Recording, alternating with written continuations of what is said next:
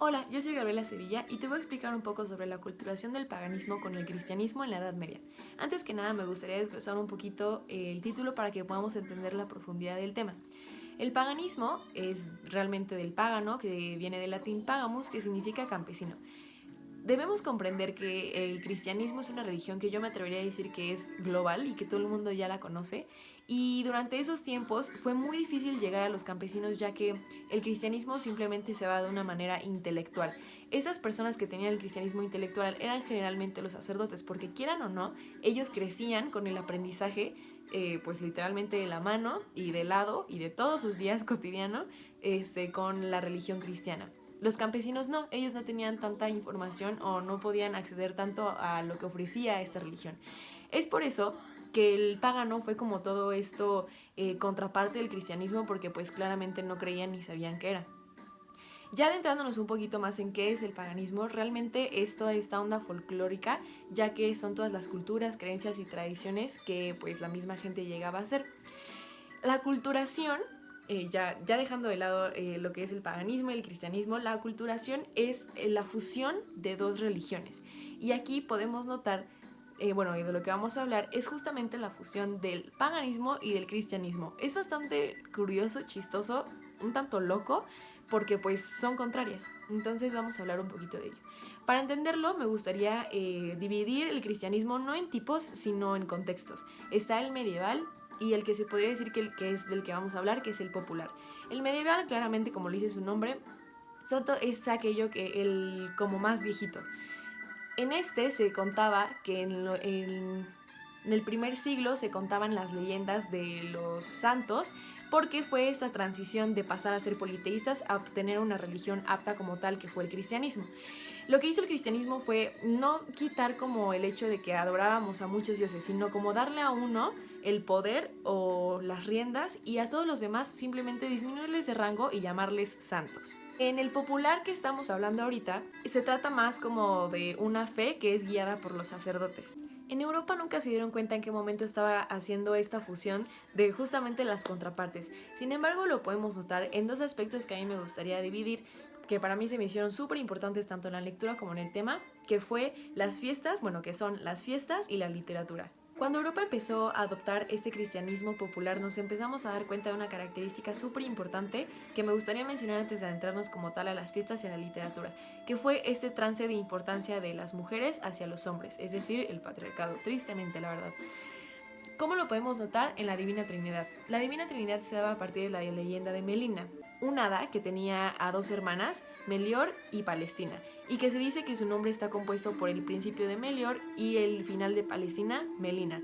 Melina era justamente el centro y ellas dos eran pues los extremos que conformaban la Divina Trinidad. Hoy en día lo conocemos como el Padre, el Hijo y el Espíritu Santo. Esta leyenda, al igual que muchas otras, se pudieron notar en esta aculturación. Se le llamaron las leyendas doradas. Las leyendas doradas no eran más que otra cosa que la mitología, pero en versión cristiana. Y aquí es donde podemos notar también cómo se fue fusionando justamente algo folclore con lo religioso. Hablando ya sobre la literatura medieval, el cristianismo empezó a fomentar muchísimo la escritura y sin darse cuenta. Vamos a hablar sobre algunas leyendas que hacen muchísima referencia a esta culturación del paganismo con el cristianismo. Por ejemplo, la leyenda de Merlín y Blaise, que simplemente fue una ficción medieval, por así decir, que estaba explicando las creencias del cristianismo. También la mención de algunos santos como el Santo Blas, que como dato curioso, chistoso y personal, a mí también se me enterró una espina de pescado en el cuello, entonces yo también lo hubiera llamado el 3 de febrero.